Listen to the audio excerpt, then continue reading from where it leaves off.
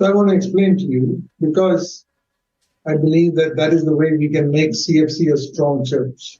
मैं इससे आपको समझाना चाहता हूँ क्योंकि मैं समझता हूँ कि सीएफसी कलीसिया को एक मजबूत कलीसिया बनाने के लिए इसी की जरूरत है।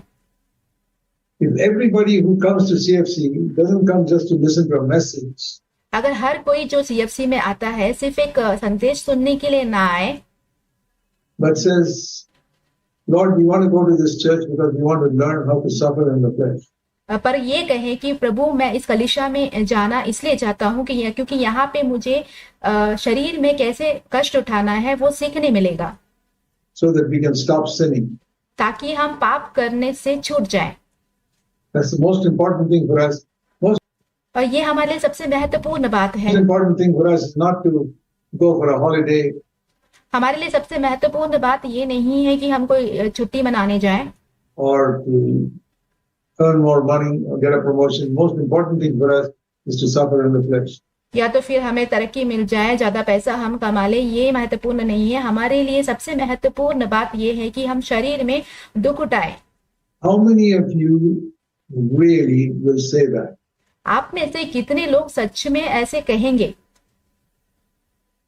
Because it says here, if you suffer in the flesh, you stop sinning. क्योंकि यहाँ पे लिखा हुआ है कि अगर तुम शरीर में दुख उठाते हो तो पाप करने से छूट जाते हो। So that's what I'm questioning. तो यही सवाल मैं कर रहा हूँ। How many of you feel you can honestly say to God, आप में से कितने लोग ऐसे सोचते हैं कि आप ईमानदारी से परमेश्वर से कह सकते हो, my number one priority in life is to stop sinning. मेरे जीवन का सबसे प्रथम जो मुख्य बात वो यही है कि मैं पाप करने से छूट जाऊं। Then I've got other needs like I want to take care of my family, I want to educate my children. फिर मेरी और दूसरी भी आवश्यकता है, जैसे कि मैं अपने परिवार का ध्यान रखूं, मेरे बच्चों की जो है पढ़ाई लिखाई हो जाए। I want to have a good job so that I can take care of my home. और मुझे अच्छी नौकरी मेरा हो ताकि मैं अपने परिवार का ध्यान रख पाऊं, देखभाल कर पाऊं। All that is there. ये सारी बातें तो है ही। But that is 2, 3, 4, 5, 6 in the list. परंतु वो लिस्ट में दूसरे, तीसरे, चौथे, पांचवें स्थान पर आता है। Number one, say, Lord, my number one desire is to stop sinning. परंतु सबसे प्रथम, सबसे पहली बात और इच्छा यही है कि प्रभु मैं पाप करने से छूट जाऊं। It's not my only request. ये सिर्फ एकमात्र मेरी आवश्यकता नहीं है, निवेदन नहीं है। I have other requests also. I want a good job. I want a house to live in. I want my children to grow up in a good way. मेरी दूसरी भी निवेदन है, जैसे कि मुझे अच्छी एक नौकरी चाहिए, मुझे एक घर चाहिए और मैं चाहता हूँ कि मेरे बच्चे जो है अच्छे से पढ़ लिख के अच्छे से बड़े हो जाएं। I want them to get a good education. All that is good. 2, 3, 4, 5, 6, 7. But number one is I want to stop sinning. ये सारी बातें जो है दूसरे, तीसरे, चौथे, पांचवें, छठवें स्थान पर जो भी है सब ठीक ही है, अच्छा ही है, परंतु सबसे प्रथम मेरी इच्छा यही है कि प्रभु मैं पाप करने से छूट जाऊं। I wish everybody who comes to CFC will have that as number one request, and those who don't have that as number one request, I wish they would go away from CFC. मेरी पूरी आशा यही है कि जितने भी लोग CFC के कलीसिया में आते हैं उनके सबसे प्रथम स्थान पर इच्छा यही हो कि वो पाप करने से छूट जाए। अगर वो लोग अगर उनके जीवन में ये प्रथम स्थान पे नहीं है तो मैं ये भी आशा रखता हूँ कि वो इस कलीसिया से चले जाए, Go somewhere else. कहीं और चले जाए। I really mean that. मैं सचमुच ऐसे चाहता हूँ। Because we want to build a church of people who have a desire to stop sinning. क्योंकि हम ऐसी एक कलीसिया को बांधना चाहते हैं जिनके अंदर ये इच्छा हो कि वो पाप करने से छूट जाए। Even if it takes 20 years for you to get there. भले ही आपको उस स्थान पर पहुंचने के लिए 20 वर्ष भी क्यों ना लग जाए, Never mind. कोई बात नहीं, To start on that journey. परंतु आप इस यात्रा की शुरुआत कर दीजिए। There is a proverb which says, the journey of 1,000 miles starts with one step. एक ऐसा वचन है जो कहता है कि यात्रा जो सैकड़ों मीलों की यात्रा जो है वो एक कदम से शुरू होती है। Understand that? क्या आपको ये समझ में आता है?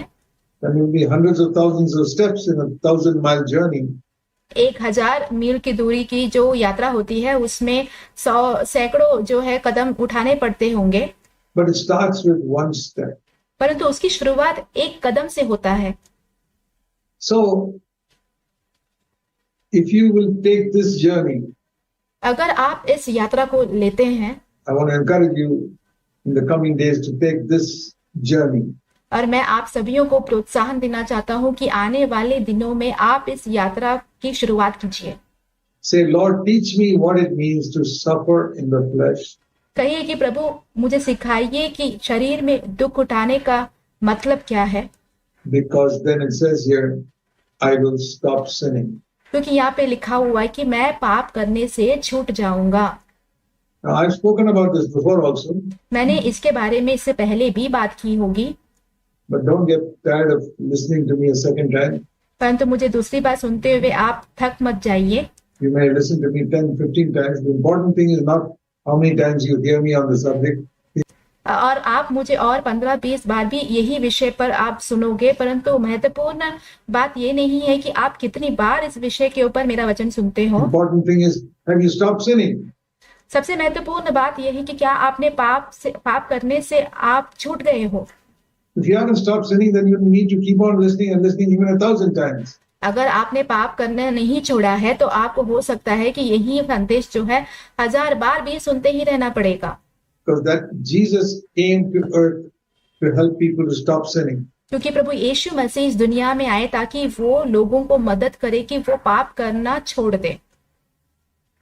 As I've often said, the first promise in the Bible, in the New Testament, मैंने हमेशा कहा है सबसे पहला वादा जो कि नए करार में दिया गया है, which I never get tired of repeating, is Matthew 1:21. जो कि मैं कहने से कभी नहीं थकता हूँ, वो है मत्ती 1 उसका 21 वचन। He will call his name Jesus because it means he will save his people from their sins. उसका नाम यीशु कहलाया जाएगा क्योंकि वो अपने जन को पाप करने से He बचाएगा। will help them to stop sinning. वो उनकी मदद करेगा कि वो पाप करना छोड़ दें। Did you know that the meaning of the name Jesus आपको यीशु का जो नाम है उसका मतलब आपको पता है is that he will help us to stop sinning? कि वो हमारी सहायता करेगा ताकि हम पाप करना छोड़ दें। That's why this verse is so important. इसीलिए ये वचन बहुत ही महत्वपूर्ण है। Okay, now I'll try and explain it to you. अब मैं कोशिश करके आपको समझाने की कोशिश करता हूँ। Not because you must know the answer in your head, ये इसीलिए नहीं कि आपको आपके दिमाग में इसका उत्तर समझ में आ जाए, but so that you experience it in your life. परंतु आप इसका अनुभव अपने जीवन में ले पाओ। The word flesh is used in two ways in the New Testament. ये जो शब्द शरीर है ये नए करार में दो तरीके से लिया गया है। One is this physical flesh, एक तो हमारा जो बाहरी रूपी शरीर है उसके तौर पर, which is part of our body. तो हमारा जो शरीर है देह है। Yeah, very rarely is used about that in the New Testament. The Old Testament, that is the only meaning of it. नए नियम में इसके बारे में बहुत ही कम कहा गया है, परंतु पुराने नियम में तो पूरा जो शरीर का शब्द उपयोग होता है वो इसी देह रूपी शरीर के बारे में ही बताया गया है। Flesh in the Old Testament means our physical body. शरीर जो पुराने करार में लिखा गया है वो हमारा जो व्यक्तिगत शरीर है उसके विषय में है। But in the New Testament, very rarely that is the meaning. The flesh in the New Testament means our self-will. परंतु नए नियम में शरीर का अर्थ होता है हमारी स्वयं की इच्छा। The stubborn self-will. हमारी जो जिद्दी स्वयं की इच्छा है। And I'll show that to you from scripture. और मैं आपको इसे वचन से बताऊंगा। Galatians, I'm taking a Bible study today. I hope you'll understand it. मैं एक बाइबल का अध्ययन ले रहा हूँ आज और मैं आशा रखता हूँ कि आपको समझ में आ रहा है। Galatians and chapter 5. गलातियों 5वां अध्याय। Please turn with me so that you know this reference. I hope you got your Bible. मेरे साथ ही आप वो वचन निकाल लीजिए और मैं आशा रखता हूँ कि आपने सबने अपना बाइबल लाया है। Galatians 5 and verse 17. गलातियों 5वां अध्याय उसका 17 वचन। Here it says the flesh fights against the Holy Spirit and the Holy Spirit fights against the flesh. यहाँ पे लिखा हुआ है कि आत्मा जो है शरीर के विरोध में रहता है और शरीर जो है आत्मा के विरोध में रहता है। So which flesh is that? तो ये शरीर क्या है? It's not your body. ये आपका देह नहीं है। The Holy Spirit is not fighting against your body. पवित्र आत्मा जो है वो आपके देह के विरोध में कोई लड़ाई नहीं कर रहा। The Bible says your body is the temple of the Holy Spirit. Bible कहता है कि आपका शरीर पवित्र आत्मा का मंदिर है, The house of the Holy Spirit. वो पवित्र आत्मा का घर है। How can you fight against your body? आप अपने शरीर के प्रति कैसे फिर लड़ सकते हो? The flesh is your self-will. ये जो शरीर है वो आपकी स्वयं की इच्छा है। That is what the Holy Spirit is fighting against. तो पवित्र आत्मा इसी के विरोध में लड़ रहा है। And if you heard me say that 100 times, please hear it again. अगर आपने मुझे ये 100 बार भी कहते हुए सुना होगा तो दया कृपया और सुन लीजिए, Because that is our number one problem, क्योंकि हमारी सबसे बड़ी समस्या यही है, our self-will. हमारी स्वयं की इच्छा। And if we get rid of it, अगर आप उससे छूट जाते I हो, tell you, many things will happen in your life. मैं कहता हूँ आपके जीवन में बहुत कुछ होगा। You will gradually stop sinning in your life. आप अपने जीवन में धीरे धीरे करके पाप करना छोड़ते जाओगे। In thought, word, deed, आपके सोच में, आपके बातों में, आपके कामों में, attitude, motive. आपके उद्देश्य में, आपके मनोभाव 5 में। things. 5 चीजें। You stop sinning in your thoughts. आप पाप करना बंद कर दोगे अपने सोच के जीवन में। You stop sinning with your words and anger. आपके जो शब्दों के द्वारा, गुस्से के द्वारा जो बातें निकलती उससे आप जो है पाप करना छोड़ दोगे। You stop sinning in your deeds. आप अपने कामों के द्वारा पाप करना छोड़ दोगे। You stop sinning in your attitudes towards people. आप लोगों के प्रति आपका जो मनोभाव है उसमें पाप करना छोड़ दोगे। And you stop sinning in your motives. और आपका जो उद्देश्य है उसमें भी आप पाप करना छोड़ दोगे, Where you want to glorify God. क्योंकि आप परमेश्वर की महिमा करना चाहते हो। You'll stop sinning. आप पाप करना बिल्कुल छोड़ दोगे। Not overnight, ऐसा नहीं कि एक रात में ही, but little by little by little, like climbing a mountain.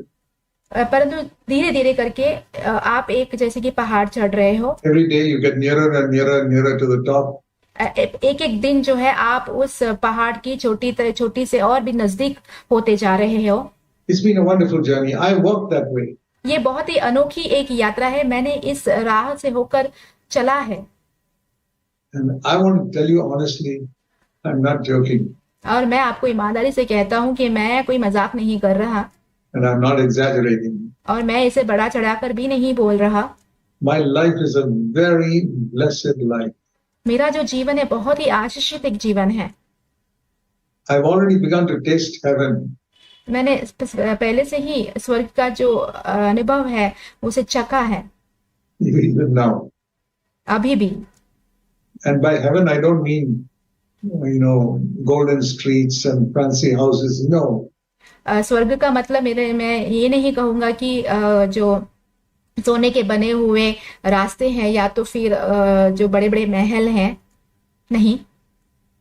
Heaven is the presence of Jesus. स्वर्ग जो है यीशु की उपस्थिति है, Where he speaks जहाँ पे वो बात करते हैं and I can hear him speaking. और मैं उन्हें बात करते हुए सुन सकता हूँ। Not with these ears, ये मेरी बाहरी कानों से नहीं, but better than these ears in my heart. परंतु इससे भी जो अच्छे कान हैं मेरे हृदय से, I can actually hear him. मैं उनको सुन सकता हूँ सचमुच। And he's with me always. That वो मेरे साथ हमेशा होते हैं। is heaven. यही स्वर्ग है। Heaven is not just a physical place. स्वर्ग जो है एक ऐसे ही कोई स्थान नहीं है। The presence of Jesus is what makes heaven for me. प्रभु यीशु मसीह की जो उपस्थिति है वो मेरे लिए स्वर्ग के समान है। And that will come when you stop sinning. और ये आपके जीवन में आएगा जब आप पाप करना छोड़ दोगे। That's the big advantage. वो सबसे बड़ा फायदा है, Because sin is like a veil on top of the face We can't see Jesus. क्योंकि पाप ऐसा है जो कि हमारे चेहरे पर कोई पर्दा पड़ा हो और हम प्रभु यीशु को उसके द्वारा देख नहीं पाते हैं। Get rid of it and you see Jesus very clearly. और जब आप उसे निकाल देते हो अपने चेहरे के ऊपर से तो तब आप प्रभु यीशु को बहुत ही साफ रूप से देख पाते हो।